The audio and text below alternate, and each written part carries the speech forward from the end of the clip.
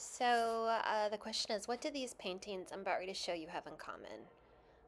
If you look at them, you'll realize these all have some element of reflection in them. They're reflecting an object on water, reflecting an image in a mirrored surface, reflecting, it's a still life that's reflecting an object around it because it's got a reflective surface. But when you look at these, a lot of these very famous paintings, you don't really think that a big part of it is the reflective element. Um, but for a lot of these famous paintings, they would not be successful or dynamic if um, the reflection wasn't a part of it. And a few artists that do, a few artists who use reflections as a huge part of their artwork are Peter Dwog. I never know how to say his name. Who so much of his work is about a lone person on a lone boat um, on the water and the reflection of that. And it obviously creates this kind of ambience and also just a really complicated, beautiful pattern and just like a real dreaminess. You don't think of Munch, but if you look at a lot of his work, there are reflections happening in the background. He's often reflecting the moon or the sun on the water. And you don't necessarily think of it as a big part of his work, but when you start looking at it, it is. And I think the reason we're doing this is I realize we often are not playing with that unless it's a very big part of a visual you're working with. But you can add a lot of this. Audrey Flack dealt with reflection a ton in her feminist reflective still lifes. And there's a lot to know too about painting these that will go on in the video. We'll talk about painting reflective surfaces as its own challenge. Monet often, look at what huge portion of his paintings are often the reflection, not the actual objects. It's a huge part of the water lily work is the cloud reflection. They add the pattern and like often this is kind of 50-50, but a lot of the majority of the painting is the reflection, not the sky or the object. So how do you paint reflections on water? So one thing to know is the reflection will have a lot softer edge than the object will. So look at this, like look at how soft the edges are. It'll be obviously, refracted, I think the word is, and diluted by the edges. You lose the details that we see on the object or the shoreline. So the reflection is going to be more blurry. Things are usually the opposite value. So if the thing that you're reflecting in the water is dark, it's probably going to be lighter, and vice versa. The colors are duller, like you see in this Catherine Bradford. They're not as vibrant. So yeah, those are all kind of like hints about if you want to add a reflection to your still life. And remember, reflections are just really more shapes. Always remember that. You're just looking at shapes. Which you see here.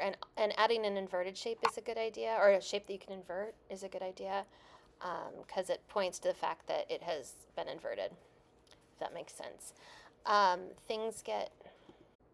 And then as the reflection is moving away from the object, it becomes even more abstract. So reflection mirrors is a great tool. Like, look at how amazing these are.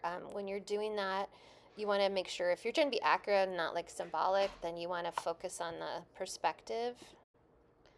So, and in these Picassos, obviously you can just play with this idea of reflection and it does not have to be remotely accurate. Like, look at how cool that is. It brings the viewer into her face in that way. And I don't know what that one's for, sorry. And yeah, again, it's really just kind of a tool of storytelling. I mean, that's pretty awesome. You could do like that if you wanted to. And for this, it allows the actual child to be looking at us, even the viewer, even though she's turned away. You can alter the scale of objects to give the sense of that. Look at how small that lamp is moving back to give us the sense of depth and that we're moving into the room in the reflection. Yeah, look at how small the bed is behind us. So we know it's back there far. And one of the most difficult things to paint is reflective surfaces in a still life, especially.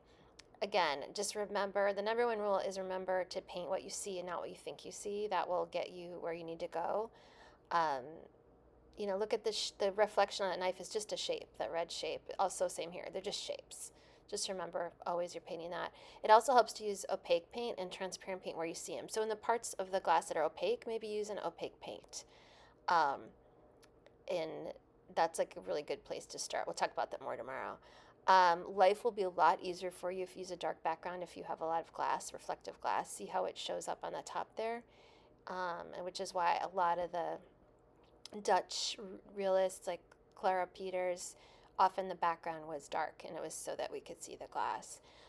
Glass is transparent, but remember it does have color in it. So when you're adding like the bits of light, make sure maybe it's a green reflection or a blue. And it's all about the highlights. So definitely when you're playing, make sure that you have the absolute highlights all over, because that is what tells us it's a reflective surface. Um, and yeah, like you can see those bits of highlight reflections are what really makes us, like in the lipstick there, it makes us realize what's happening. Um, and yeah, so I think the best thing to remember is just paint what you see, and remember that these things are all just shapes. The reflections are just shapes. You're painting a shape within a shape. So that's the best advice I could give you when you want to do glassware, but it's such a great challenge. So um, definitely. And also, what you're also painting is what you're seeing being reflected. The light being reflected, the object next to it, the lemon next to it. We'll see the color of the lemon on that silver plate here. Yeah, that's just tip number one for all of us, is paint what you see and not what you think you see. So bring in a photo you want to do tomorrow of a reflection on water or a mirror or a glass. Okay, thanks. Bye.